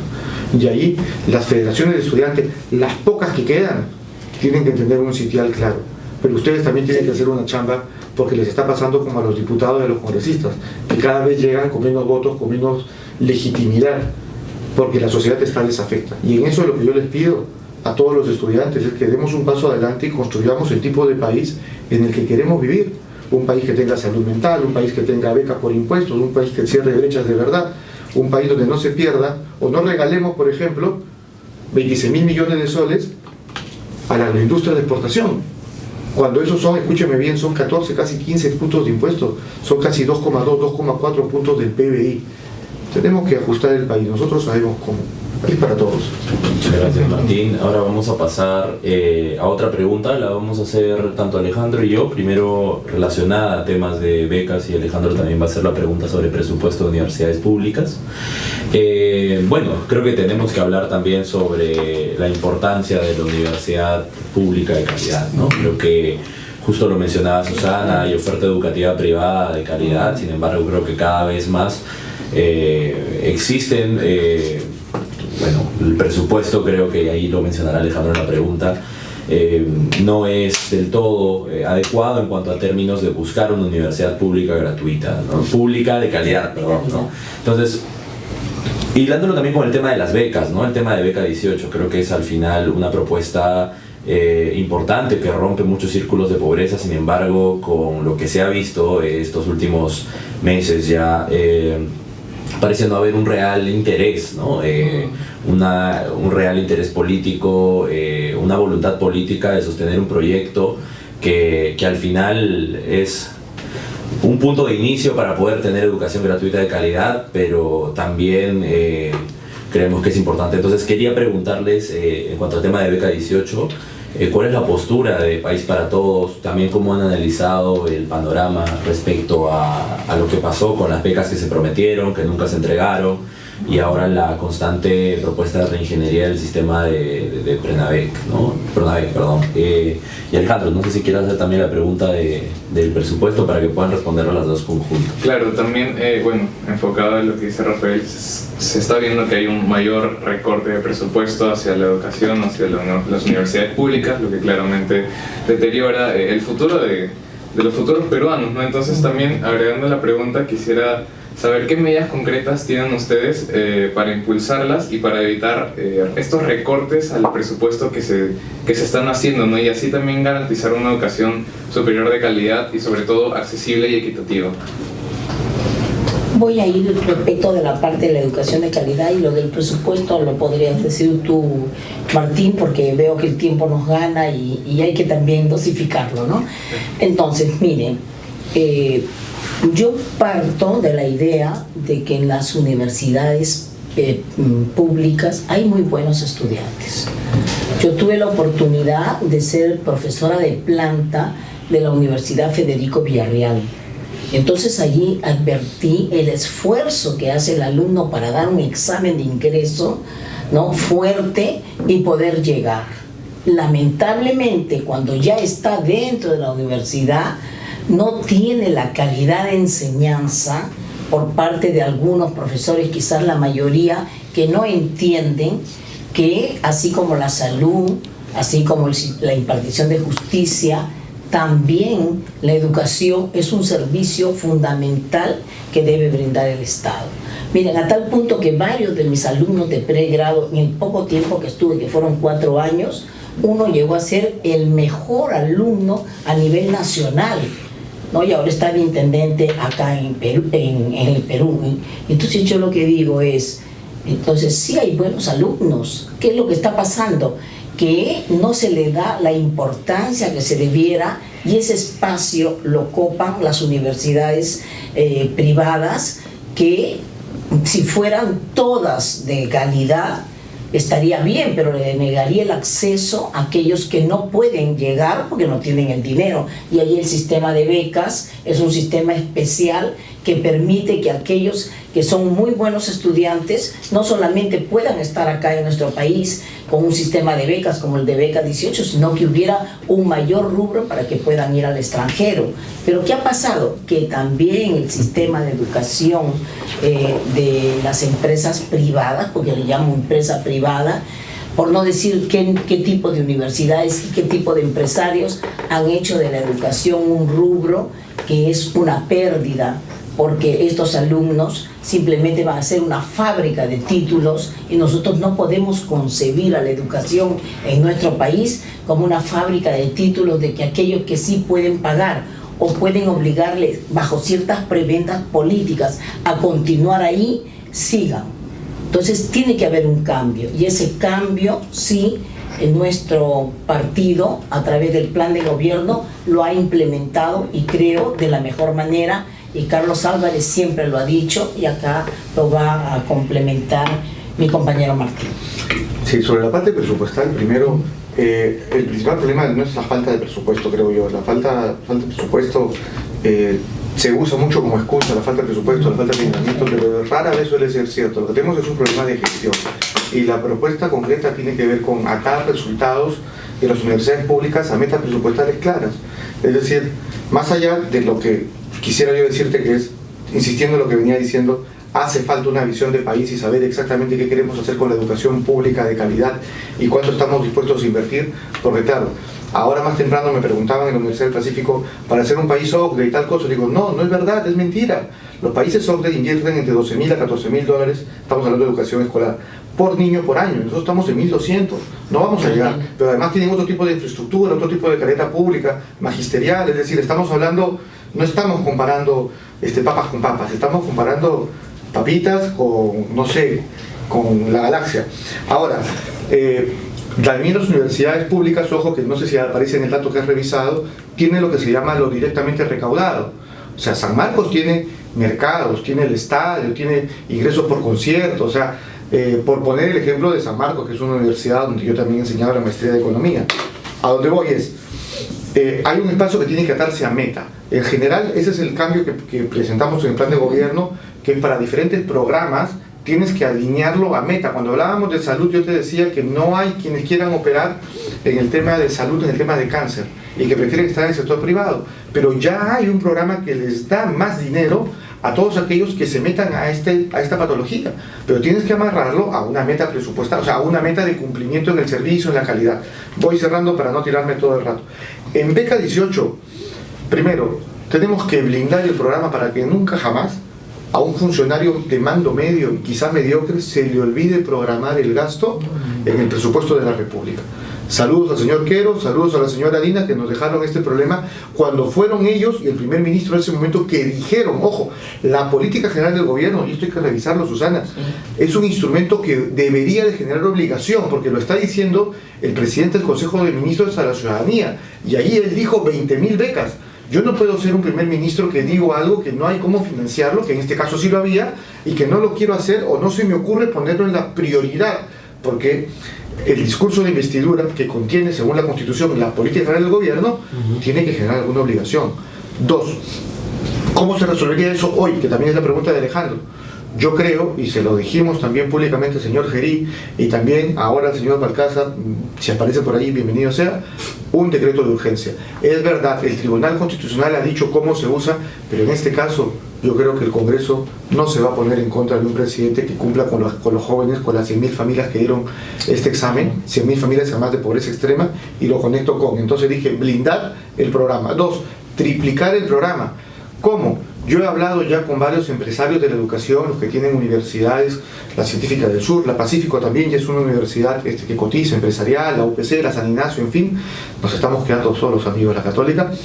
Pero estas empresas, estas universidades, pagan cada año, no es que van a pagar, ya pagan alrededor de 1.500 millones de soles por año. Lo que yo digo es nuevamente, legislación inteligente, con la gente que sabe, atar eso a una meta presupuestal que al MEF no le gusta, pero atarla para que con eso tú triplicas inmediatamente la capacidad de beca 18 sin que le cueste a la gente de a pie, sino que le cueste al empresariado que además está metido en la educación. Y el último es una ley que vamos a llevar a la Cámara para que el Senado también lo apruebe, que lo ha dicho Carlos Álvarez, es la ley de becas por impuesto. Yo creo que con eso también podemos cerrar brecha y además alinear la demanda de empleo con la oferta educativa. Entonces yo creo que por allí va la salida, la tenemos súper clara. Y creo que es un tema en el que hemos reflexionado mucho por una sencilla razón. 3 millones de jóvenes han ido los últimos 10 años del Perú para no volver. El año pasado, 195.000 empleos, primer empleo de gente que tenía entre 18 y 29 años se perdió y no salió en la tele, no salió en la radio, no le importó a nadie. Pues a mí me importa, a Susana le importa y a País para Todos, las 5 carreteras nos importa. Y vamos a dar no solamente la batalla de estar acompañando y seguir acompañando las marchas y las protestas cuando se tengan que dar, no solamente la batalla de meternos a la DIRCOTE, a liberar estudiantes y campesinos cuando eso tenga que darse, como ya lo hemos hecho, sino la batalla de asegurar que haya un futuro y un país vivible para toda la gente joven y que no se tengan que ir agredidos del país. Gracias, Martín. Ahora vamos a pasar con el tema de el bloque de las preguntas relacionadas a temas de género y sociales, que sería nuestro último bloque antes de hacerle unas preguntas dirigidas acá. Bueno, ahora nos acompaña nuestra vicepresidenta Consuelo Escobar Lullo, que va a estar en este bloque y poder seguir continuando con la entrevista. Consuelo. Sí, muchas gracias, candidatos, por sus respuestas. Vamos a pasar a un último bloque temático que está más vinculado a derechos sociales y temas de género. Lo voy a aglutinar en una pregunta, en realidad estaba dividido en 2 partes, pero quisiera abrir con algo que ya sabemos, y es que durante estos últimos años ha habido un avance bastante conservador y que lamentablemente ha implicado un recorte de derechos para el grupo de distintos grupos vulnerables, incluyendo también mujeres y diversidades sexuales, entre otros.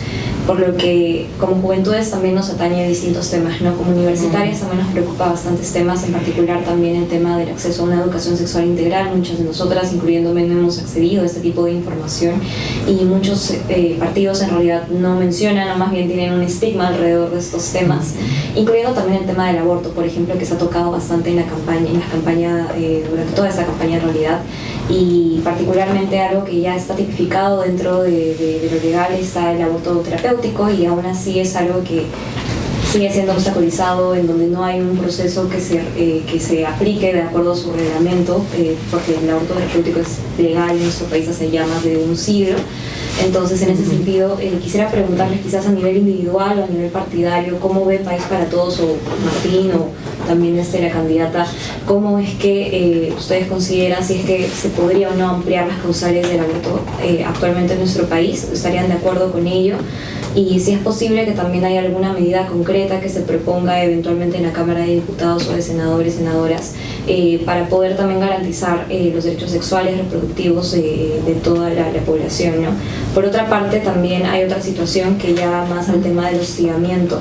En nuestro centro de estudios aquí en la PUC en realidad es un espacio que ha avanzado bastante en temas de hostigamiento, en temas de reglamentos respecto a la violencia basada en género, pero hay muchos centros en donde no se aplica normativa que ya está reglamentada o regularizada, como lo es el reglamento de la ley 27942, en donde se dispone distintos órganos especializados para poder seguir procesos disciplinarios, particularmente ante casos de hostigamiento sexual, y aún así muchos centros de estudio no garantizan un proceso autónomo y transparente, o en donde más bien se incurre en algunas relaciones de poder que no permiten que las estudiantes podamos garantizar un proceso adecuado, ¿no?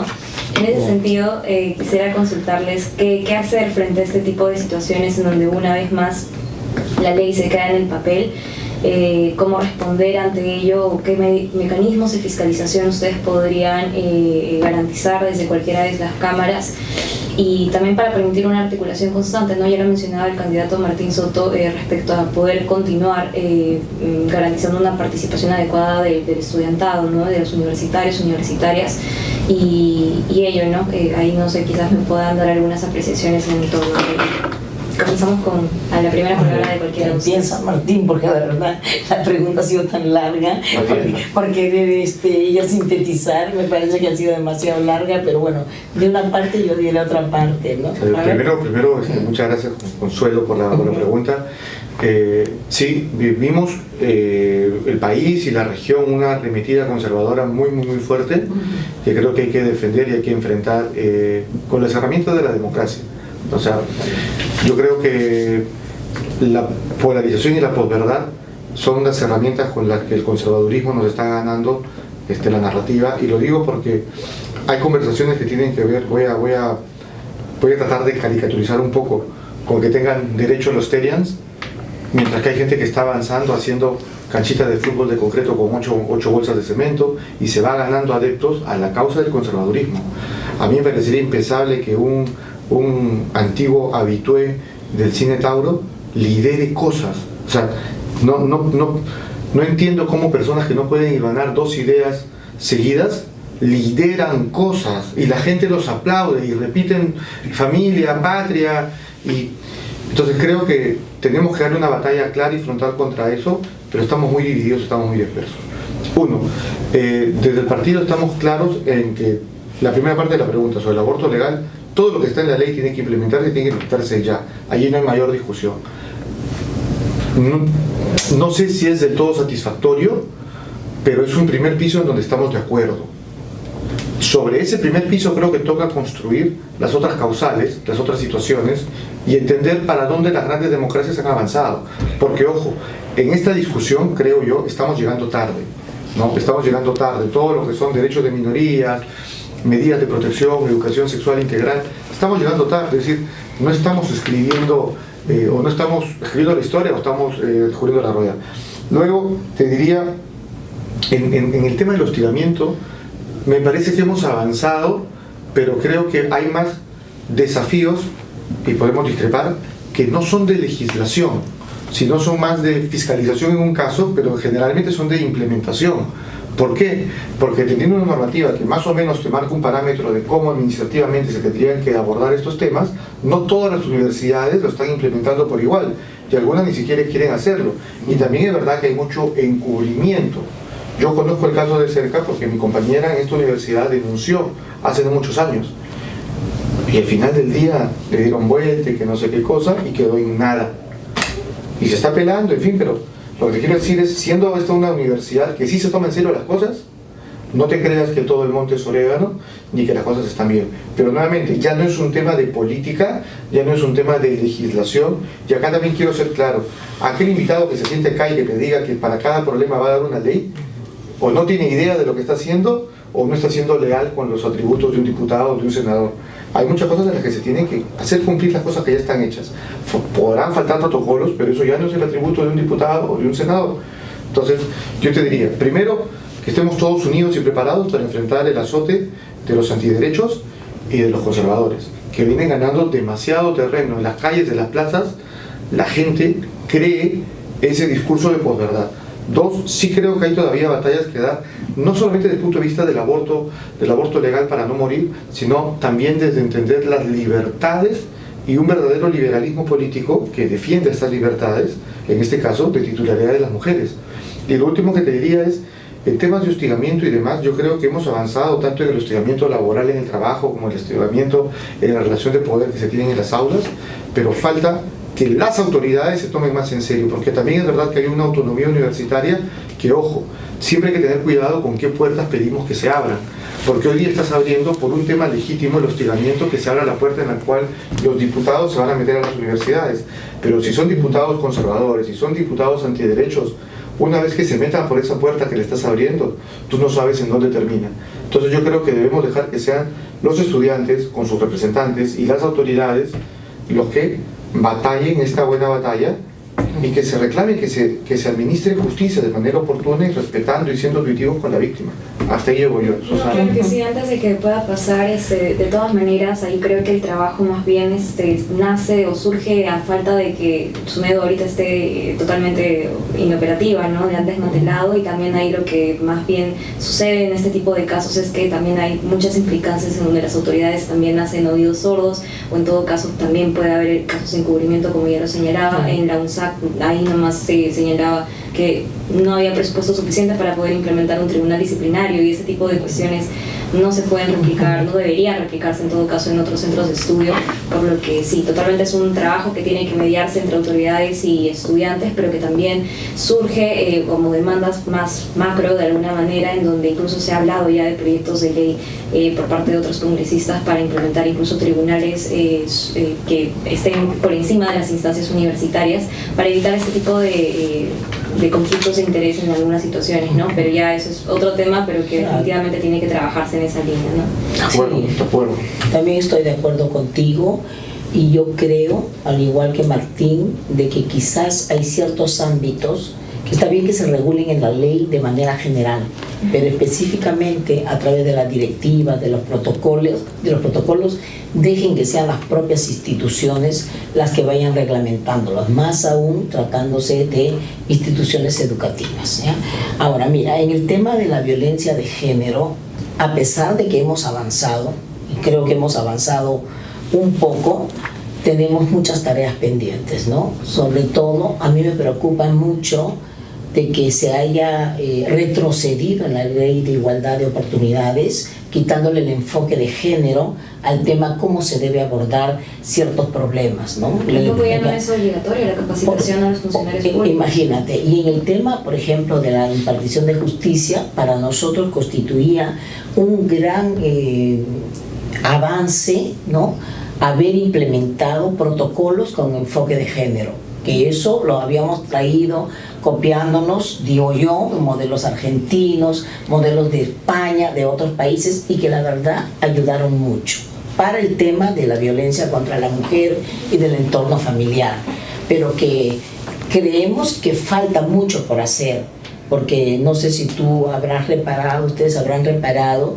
en el tema de la violencia contra la mujer, sobre todo en el tema de las medidas de protección. Hay una gran cantidad de medidas de protección al año, pero ¿quién hace un seguimiento de las mismas?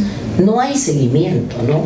O sea, a pesar de que hay un sistema especializado en violencia contra la mujer y el entorno familiar, y se dan las medidas de protección por las fiscales y por las fiscales que lo solicitan a los jueces, no hay un control, son más de 120.000 medidas al año, y al final, imagínate, terminan en tentativas de feminicidio o en feminicidio o agresiones en el contexto familiar, y como son lesiones leves, pues no pasa nada, y al final terminan las mujeres siendo víctimas de feminicidio. Ese es un caso grave que tenemos que abordar.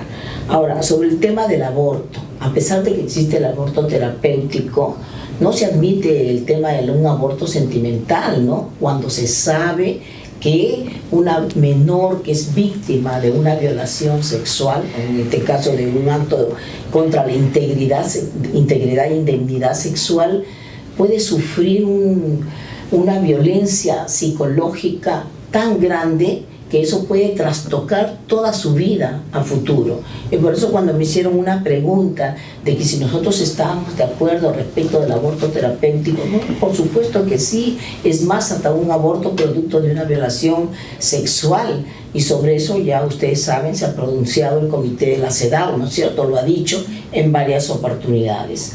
Ahora, sobre la educación sexual reproductiva, lamentablemente no hay mayores avances, ¿no? Y al contrario, nosotros vemos retrocesos, y cuando algunas mujeres han querido pedir sus licencias para someterse a reproducciones in vitro, esos temas simplemente les han denegado, como si el derecho a una maternidad subrogada o a tener un niño no fuera un derecho fundamental. Yo conozco de casos donde incluso ahora están siendo judicializados por lo que ha ocurrido, por la denegatoria que les dan en sus propios centros de trabajo. En cuanto al acoso sexual, al acoso laboral o a un hostigamiento sexual, la Pontificia Universidad Católica del Perú fue uno de los primeros casos que llega al Tribunal Constitucional, ¿no? Donde una persona, una alumna, fue víctima de hostigamiento sexual. Y últimamente, imagínate, cuando leía que hablaba una postulante senadora que me llamó la atención, que dijo que cuando había estado en temas políticos había sido víctima de hostigamiento sexual. A mí me llamó la atención.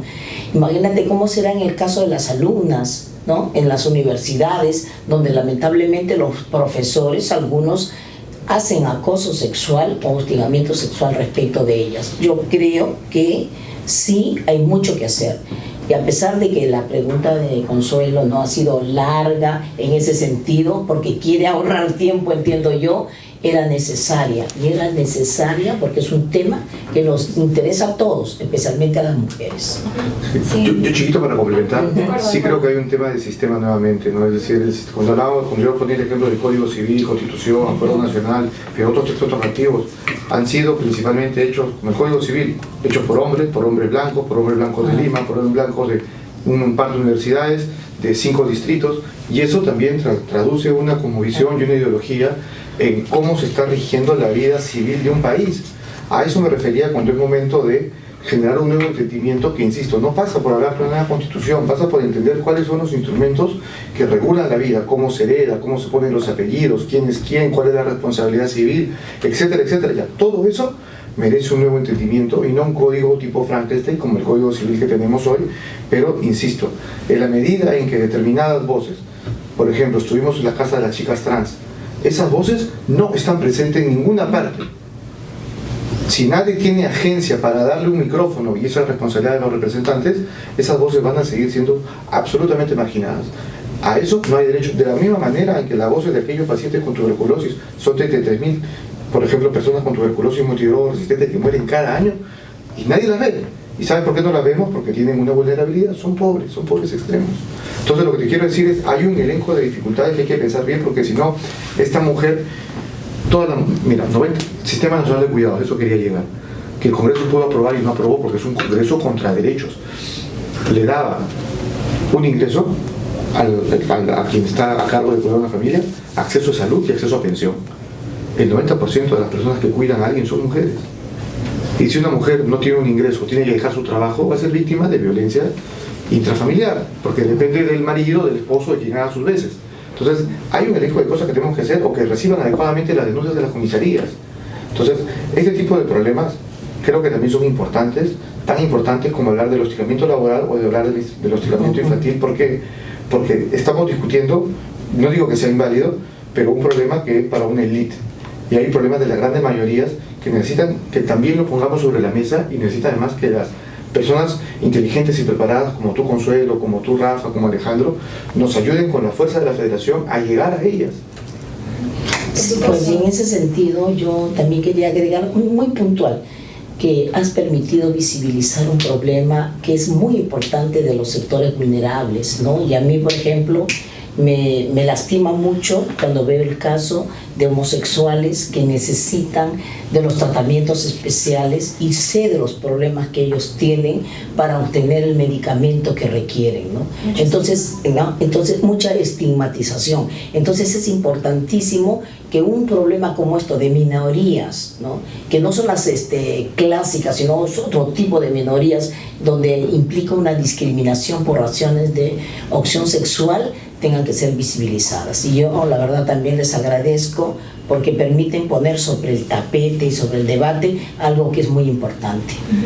Agradecerles a ustedes y también resaltar la necesidad de que se pueda incorporar un enfoque además de género que sea eminentemente interseccional y que desde ese lado podamos abordar estas problemáticas de todos los grupos vulnerables, minoritarios. No me gusta mucho usar la palabra minoritarios porque no creo que sean minorías, no seamos minorías como tal, pero no es importante ser conscientes también del problema socioeconómico que atraviesa de todos estos grupos, ¿no? Ahora pasaríamos con un último bloque que son las preguntas dirigidas a cargo de Rafael. Sí, sin duda, la parte más interesante creo, porque hacemos preguntas directas al final también el rol de la federación es escuchar a los estudiantes, ¿no? Entonces varios se enteran de esta propuesta de preguntas y entre diversas facultades, compañeros, compañeras, compañeres, discrecionamos preguntas dirigidas para las personas que van a venir, en este caso para Martín y para Susana.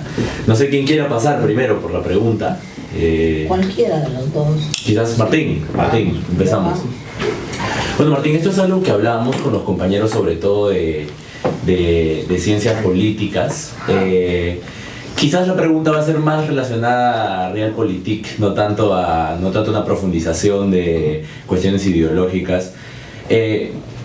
Yo también me ponía a pensar, ¿no? En la entrevista creo que hemos tenido distintos momentos memorables, ¿no? Varias cosas que has comentado que creo que se rescatan dentro del debate de las ideas, ¿no? Susana también, personas sumamente preparadas y que aportan muchísimo al debate político, ¿no?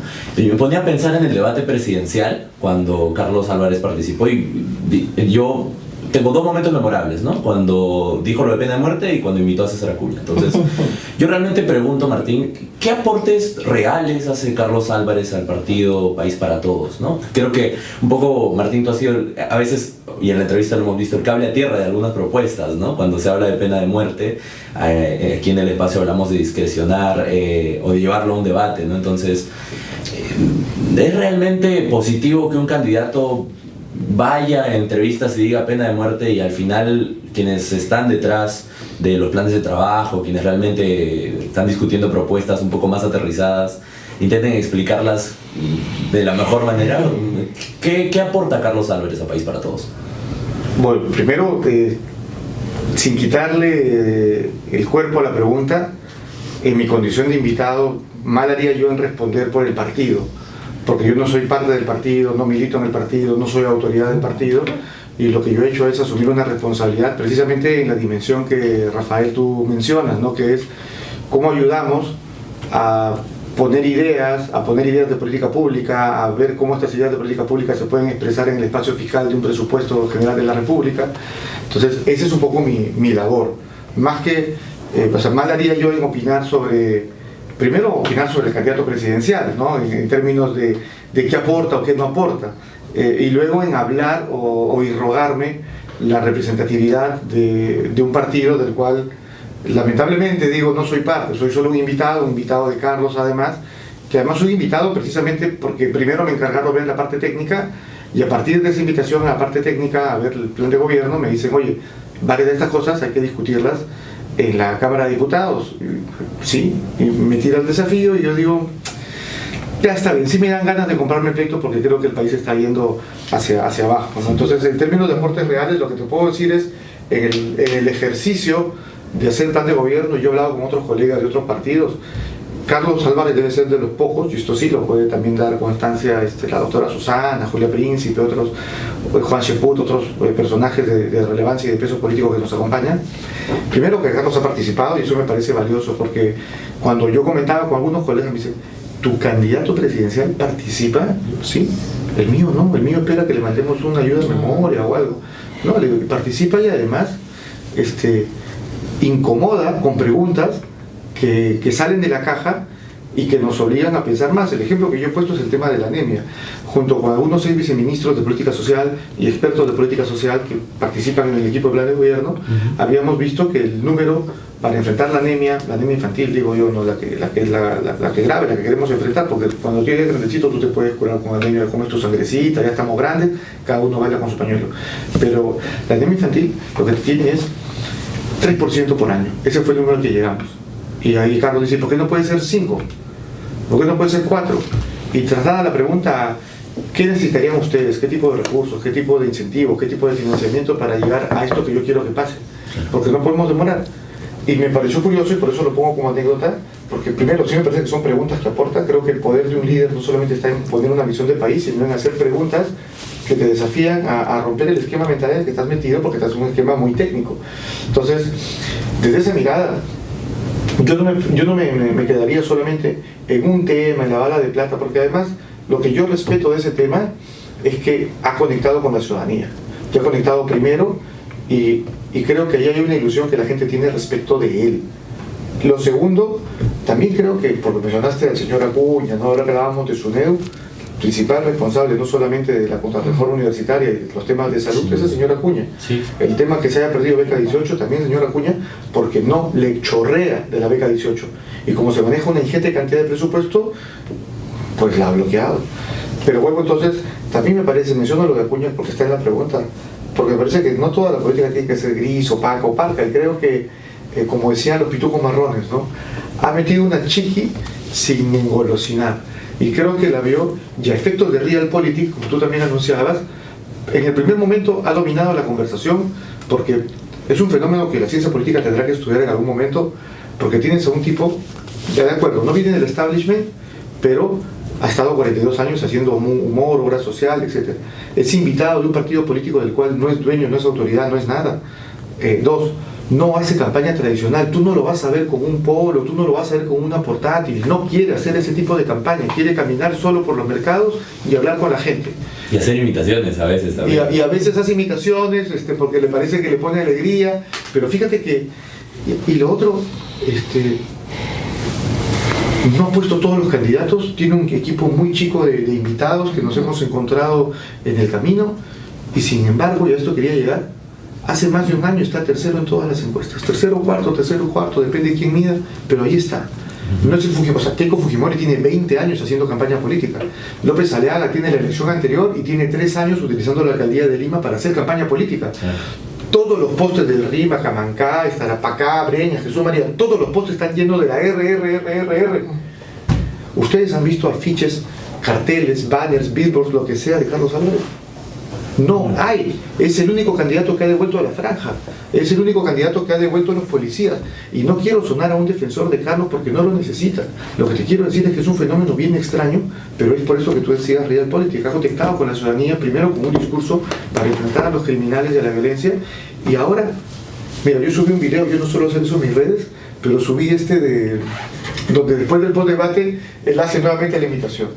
Ese video está llegando a 5 millones de vistas.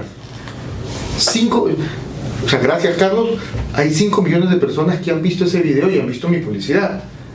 Pero a mí no me ve tanta gente. Hay algo allí que se tiene que entender mejor, y yo creo que Carlos ha conectado, y esto yo lo digo diferente. Desde las izquierdas siempre han querido conectar o hacer el desbloqueo de lo popular, ¿no? Lo popular, cuando López Chau habla del Estado y de la nación, al final del día con lo que quiere conectar es con lo popular. Pero Carlos lo ha hecho desde la cultura del arte, desde el humor. Y ¿sabes qué? Le ha ganado toda la izquierda, todos los progres, que está bien, pero lo que te quiero decir es, estoy describiendo, no estoy justificando, le ha ganado por puesta de mano, sin presupuesto, sin plata, sin partido, sin ser él el dueño del partido, digo, porque todos los demás son jefes, sin tener que candidatear como López Chau, como López Aliaga, como todos, como Podemos, como Acuña, que todos van a ser senadores, por si acaso, que esa es otra que no hemos visto. ¿Con quién estás hablando? ¿Con el candidato presidencial o con el candidato a senador? Pero lo que quiero decir es, él ha conectado con lo popular. Y eso merece un respeto porque la gente no termina de entender qué es lo popular. Y yo no sé, porque no importa si es que Carlos lo entiende o no lo entiende, importa que conectó. Y en la medida que ha conectado, yo creo que uno va a seguir creciendo después del debate, porque esos videos están por todos lados, y en el segmento donde tiene menos votantes todavía, que son los jóvenes, yo creo que apoyado por gente como Susana Castañeda Oso, como Martín Soto, que por ejemplo tenemos en nuestro haber ser catedráticos de diferentes universidades, lo vamos a ver a crecer. Pero me gusta la pregunta y te diría, aporta mucho, aporta con ideas claras, y como es un líder que no viene de la política tradicional, muchas veces no acepta una respuesta técnica que sea no, sino él quiere que le digas cómo sí. Y hay que tratar, y en la parte de política social creo que lo hemos hecho muy, muy, muy bien, y en la parte de seguridad ciudadana también creo que estoy muy orgulloso con todo el elenco de medidas con el que vamos a enfrentar el crimen organizado y las mafias. y con Susana Castañeda Otsu liderando además. Muchísimas gracias, Martín. Susana, justo ahora conversábamos, bueno, muchas gracias Martín por la respuesta, sin duda. Esta pregunta la conversábamos con diversos compañeros de la Facultad de Derecho. Creo que es un tema que toca una época sumamente difícil, una época dictatorial, autoritaria, con persecución a estudiantes, con vulneraciones a derechos humanos, que creo que eso ya estamos de acuerdo, los que estamos sentados en esa mesa, que es una realidad, ¿no? Ahora vayamos al punto un poco más, que creo que a veces pasa desapercibido cuando se habla de Alberto Fujimori y de Vladimiro Montesinos, ¿no? Que es las influencias que tenían no solamente en los poderes del Estado, sino también en los poderes fácticos, ¿no? Como los medios de comunicación, ¿no? Entonces, a Carlos Álvarez en su momento se le intentó investigar, ¿no? Se quiso accionar penalmente en contra de él por presuntamente haber tenido vinculaciones relacionadas a Vladimiro Montesinos en cuanto a la deslegitimación a través del proceso artístico del humor a opositores políticos, ¿no? Entonces, hago la pregunta porque sé que se relaciona de alguna manera también. Usted en el 2006 era jueza superior. Jueza superior. Entonces, ¿cuál es la valoración, tanto legal? Creo que es importante también tener los argumentos legales, pero también moral y ética, ¿no? Porque creo que una realidad fáctica es que Carlos Álvarez sí hacía, o sea, si veíamos los sketches, sí estaba en contra de distintos opositores o satirizaba a los opositores, ¿no? Entonces, tanto la valoración legal como una valoración moral y ética del rol que cumplió, que quizás pudo desdibujarse, ¿no? Decir, oye, la realidad es que hay un gobierno autoritario, dictatorial, mejor creo que no debería hacer estas sátiras, creo que es algo que no debería generar humor, ¿no? Entonces, te traslado la pregunta. Sí, Susana. ya esa pregunta me la han hecho en varias oportunidades, ¿no? Y empezó con LP Derecho, que es uno de los portales más importantes del país, que tiene más de 500.000 suscriptores y más de 1 millón de personas, ¿no? Y me hicieron la pregunta, justamente a través, creo, de una pregunta que fue dirigida, y la persona me dice, pero eso puede entenderse como que te está devolviendo un favor, que sería el tema moral y el tema ético, ¿no? Porque por el tema jurídico yo me mantengo en mi posición, porque cuando nosotros como jueces nos presentan un caso, lo que hacemos es valorar la prueba, se actúa la prueba y se valora.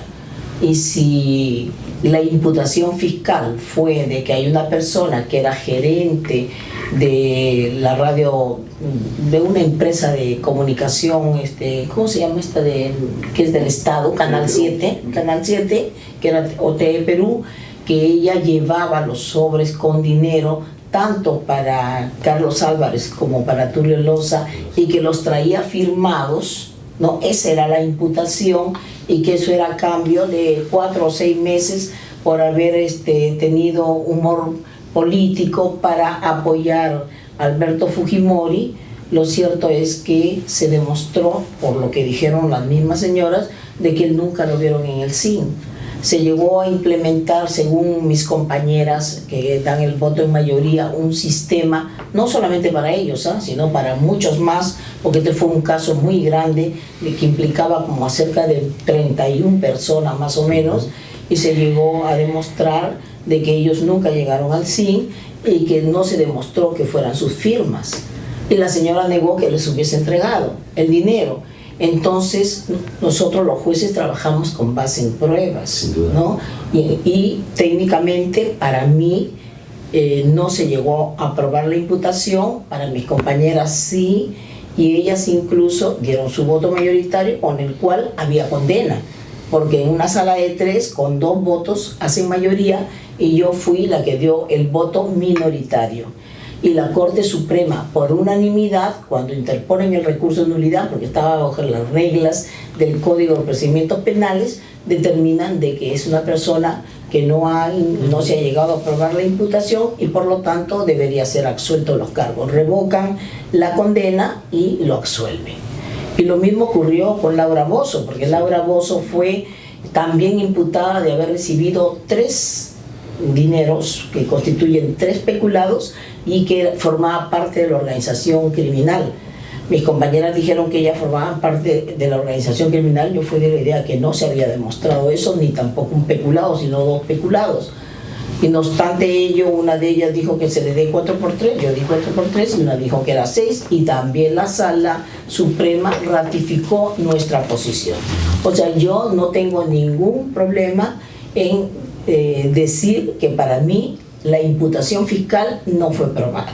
Y quiero que sepan que a nivel de la Corte Suprema soy la persona que he tenido el mayor acierto en cuanto a decisiones, donde la Corte Suprema me ha ratificado mis decisiones, ya sea que haya dado unos votos minoritarios o haya condenado. En algunos pocos casos ha dicho que no. Por ejemplo, un caso que a mí me pareció importantísimo fue que nunca se reguló el tiempo de los 36 meses de arresto domiciliario, ¿no? Entonces la pena privativa, la prisión preventiva debería ser de 36 meses, pero el arresto domiciliario, ¿cuánto tiempo tenía que ser? ¿Menos, igual o más? Y Laura Bozzo estaba mucho más, y yo di un voto diciendo de que debería ser al menos igual a una prisión preventiva, porque tenía los mismos efectos.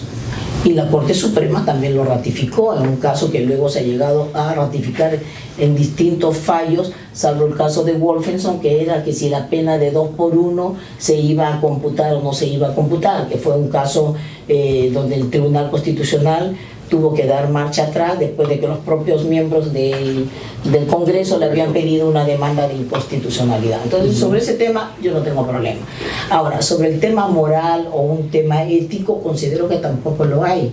¿Por qué? Porque si el hecho ocurrió en el año 2006 y luego en el 2025, o sea, ¿cuántos años después, ¿no?, de lo que había ocurrido ese proceso, la doctora Julia me invita a participar en el partido? Entonces nosotros consideramos que no había ningún impedimento para poder participar, y lo hice. Y yo pienso que con mayor razón, si yo he llevado a cabo un proceso y determino que una persona es inocente y luego de más de 20 años postula un cargo y me invitan a participar, además que nosotros estamos sujetos a lo que la voluntad popular diga. Será el pueblo el que va a elegirnos sí o no. Entonces, para mí no hay ni conflicto legal, ni conflicto ético, ni conflicto moral. Muchísimas gracias, Susana. Muchísimas gracias, Martín. Hemos llegado al final de esta entrevista. En esta oportunidad, el Partido País para Todos nos ha acompañado con Martín, número 10 para la Cámara de Diputados, y Susana Castañeda, número 3 como senadora nacional. Les invitamos a que puedan revisar las diversas entrevistas, emitir un voto informado para así poder poner los temas del movimiento estudiantil sobre la agenda y cambiar este país que tanto necesita un cambio. Muchísimas gracias y cerramos la entrevista.